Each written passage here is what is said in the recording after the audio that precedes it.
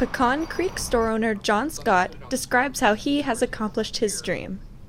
My wife and I started a business here about 7 years ago. I love being with people. My favorite thing is to see someone smile.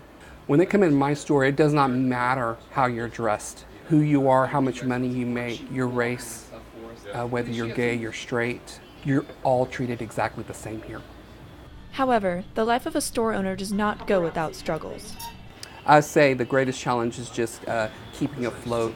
I would say that if I had a nickel for every person that said this is the most beautiful store I've been into, I would say I would never have to pay my rent because I would always have that. But a beautiful store doesn't pay your rent.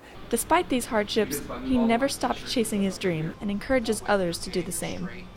I say, if this is what you guys want to do, you need to do it, because I waited so long, and it's something I've always wanted to do, and I waited until I was in my mid-40s before I got to start my own business.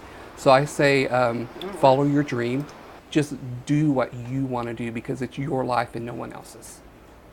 For Tamora Malik and Cameron Alcorn, I'm Kara Jefferies, reporting for Gloria Shields Workshop.